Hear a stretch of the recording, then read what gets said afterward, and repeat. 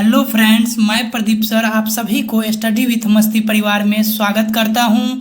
तो चलिए आज हम लोग एसएससी के प्रीवियस ईयर क्वेश्चन को एनालिसिस करेंगे। तो एक बात बता दूं, जो लोग एसएससी एमटीएस की तैयारी कर रहे हैं उसके लिए यह अनिवार्य है, कम से कम आप प्रीवियस ईयर क्वेश्चन को देखकर जरूर जाएं और इससे यह पता चलता है कि आप क्या पढ़ रहे हैं और क्या एग्जाम में पूछा जा रहा है। तो चलिए आज हम लोग एसएससी एमटीएस के ऑनलाइन परीक्षा 5/7/2022 की प्रथम पाली का क्वेश्चन को एनालिसिस करेंगे। और चलिए शुरू हम लोग करते हैं।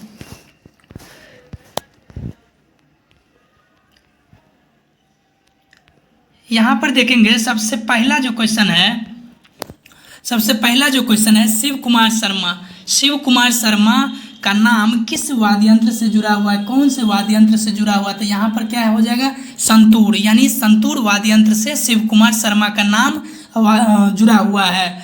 चलिए अगला क्वेश्चन है, भारत सरकार के किस विभाग ने अप्रैल 2022 में वन हेल्थ प्रायोगिक परियोजना पायलट प्रोजेक्ट शुरू किया है। यानी वन हेल्थ कहे तो वन हेल्थ प्रायोगिक परियोजना पायलट प्रोजेक्ट शुरू किया है, यानी कौन सा विभाग। तो यह इसका आंसर हो जाएगा पशुपालन और डेयरी विभाग। यानी पशुपालन और डेयरी विभाग क्या किया है, तो वन हेल्थ प्रायोगिक परियोजना पायलट प्रोजेक्ट का शुरुआत किया है अप्रैल 2022 में। तो चलिए अगला क्वेश्चन जो है, बगीचा किस तंत्र का उदाहरण है, कौन से तंत्र का उदाहरण है। तो कृत्रिम पारिस्थितिकी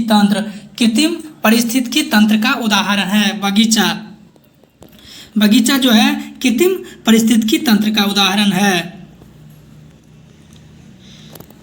अगला क्वेश्चन है, 2011 की जनगणना के अनुसार भारत का लिंगानुपात लगभग क्या है। तो इसका आंसर हो जाएगा आपका प्रति 1000 पुरुषों पर 940 महिलाएं थी। यानी प्रति 1000 पुरुषों पर 940 महिलाएं 2011 की जनगणना के अनुसार भारत का लिंगानुपात है। चलिए अगला क्वेश्चन है, सरकार द्वारा किससे लड़ने के लिए अंत्योदय अन्न योजना सरकार द्वारा किससे लड़ने के लिए अंत्योदय अन्न योजना, यानी इसको शॉर्ट में बोला जाए AAY शुरू की गई थी। गरीबी यानी गरीबी से लड़ने के लिए, किससे लड़ने के लिए, गरीबी से लड़ने के लिए अंत्योदय अन्न योजना शुरू की गई थी। तो चलिए अगला क्वेश्चन है, किस व्यक्तित्व जिसे स्नेह भरे उपनाम इसको कहा जाए नाइटिंगेल ऑफ इंडिया, यानी भारत की स्वर कोकिला बोला जाता है। भारत की स्वर कोकिला इसके बारे में तो आप लोग बहुत बढ़िया से जानते होंगे। जाना जाता है का फरवरी 2022 में निधन हो गया। क्या नाम था उसका, लता मंगेशकर का मृत्यु फरवरी 2022 में हो गया। तो चलिए अगला क्वेश्चन की ओर चलते हैं हम लोग। अगला क्वेश्चन है, भारत के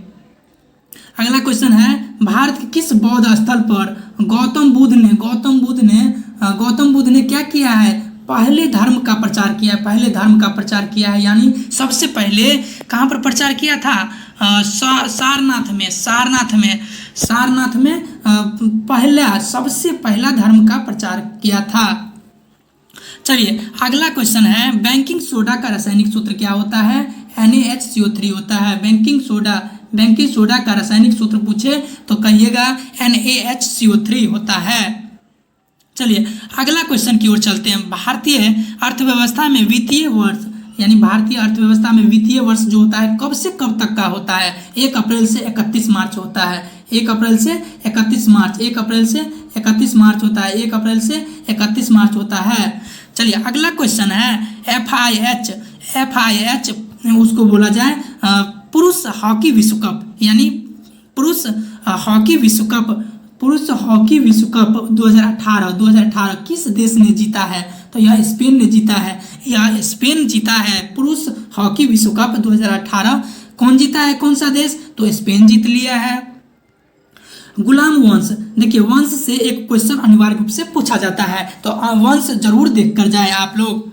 गुलाम वंश के शासक गयासुद्दीन बलबन जैसे आपको पता होगा 1265 से 1286 तक ये रहे थे, ने किसकी उपाधि धारण की, यानी किसकी उपाधि धारण की थी? तो किसकी उपाधि धारण की थी? जिल ए इलाही, यानी भगवान की छाया उसको बोला जाता है। जिल ए इलाही का मतलब क्या होता है? भगवान की छाया। जिल ए इलाही का मतलब क्या होता है? भगवान की छाया होता है। चलिए अगला क्वेश्चन की ओर चलते हैं हम लोग। अगला क्वेश्चन है व्यपगत के सिद्धांत, यानी व्यपगत के सिद्धांत का प्रतिपादन किसके द्वारा हुआ था? व्यपगत बहुत इंपॉर्टेंट है, यह आप लोग पढ़े भी होंगे, संविधान जब शुरुआत किए होंगे चैप्टर उसमें। चलिए व्यपगत के सिद्धांत का प्रतिपादन लॉर्ड डलहौजी, हमने बताए हैं। संविधान जो चैप्टर नहीं पढ़े हैं आप लोग कृपया उसको जाकर जरूर पढ़ें, उसमें भी यह क्वेश्चन दिया गया है। यानी व्यपगत का सिद्धांत कहे तो लॉर्ड डलहौजी के द्वारा प्रतिपादन किया गया था। चलिए 1846 में ब्रिटिश साम्राज्य और किसके बीच लाहौर की संधि पर हस्ताक्षर किए गए थे? महाराजा दिलीप सिंह। इसका आंसर क्या हो जाएगा? महाराजा दिलीप सिंह हो जाएगा। यानी 1846 में ब्रिटिश साम्राज्य और किसके बीच लाहौर की संधि पर हस्ताक्षर किए गए थे? तो महाराजा दिलीप सिंह हो जाएगा इसका उत्तर। चलिए अगला क्वेश्चन की ओर चलते हैं। अगला क्वेश्चन की ओर चलते हैं, यानी क्या है क्वेश्चन? भारतीय रेगिस्तान की एक बड़ी नदी कौन सी है? तो लूनी नदी। भारतीय रेगिस्तान की जो एक बड़ी नदी है लूनी नदी। भारत का कौन सा राज्य, अगला क्वेश्चन, भारत का कौन सा राज्य वर्ष 2023 के पुरुष हॉकी विश्व कप की मेजबानी करेगा? उड़ीसा। देखिए उड़ीसा राज्य जो है, उड़ीसा राज्य क्या करेगा? 2023 के पुरुष हॉकी विश्व कप की मेजबानी करेगा। यह इंपॉर्टेंट क्वेश्चन है, 2023 एग्जाम में आने वाला है। चलिए इसको अच्छा से देख लें। अगला क्वेश्चन है Modi government new surge of communalism पुस्तक के लेखक कौन है? तो सीताराम येचूरी है। चलिए अगला क्वेश्चन है उड़ीसी नृत्य शैली मूल रूप से किस राज्य से संबंधित है? उड़ीसा से संबंधित है, नाम से ही स्पष्ट है। ओडिसी जो है उड़ीसा से संबंधित है। ओडिसी क्या है? उड़ीसा से संबंधित है। चलिए अगला क्वेश्चन की ओर चलते हैं। महाराष्ट्र राज्य के राज्य विधानमंडल में कितने सदन हैं? 2। महाराष्ट्र राज्य के राज्य विधानमंडल में कितने सदस्य होते हैं? 2 हैं अभी। चलिए अगला क्वेश्चन की ओर चलते हैं। भारतीय संविधान में भारतीय नागरिकों के कितने मौलिक कर्तव्य हैं? 11 मौलिक कर्तव्य कितने हैं? 11। भारतीय संविधान में भारतीय नागरिकों के कितने मौलिक कर्तव्य हैं? तो इसका आंसर कितना हो जाएगा? 11 हो जाएगा। इसका आंसर 11 हो जाएगा। चलिए ऐहोल किसकी राजधानी है? चालुक्यों की। ऐहोल किसकी राजधानी है? चालुक्य की राजधानी ऐहोल थी। अगला क्वेश्चन कोणार्क नृत्य उत्सव। तो ये उड़ीसा से संबंधित है। आप लोग जानते हैं कोणार्क नृत्य उत्सव यानी उड़ीसा से संबंधित है। भारत के किस राज्य में? तो उड़ीसा राज्य में। ये तो बहुत आसान क्वेश्चन है, उड़ीसा राज्य में मनाया जाता है।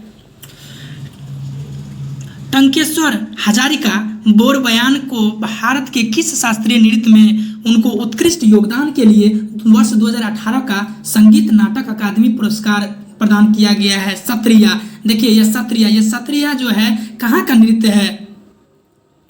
सत्रिया यह कहाँ का नृत्य है? सत्रिया असम का है, असम का। बहुत ही इंपॉर्टेंट है, यह सबसे बाद में आया यह शास्त्रीय नृत्य। और सबसे पहले कह दे तो भरतनाट्यम सबसे पहले, और यह सबसे बाद का कह दे तो सत्रिया यानी। चलिए तो थैंक यू वेरी मच।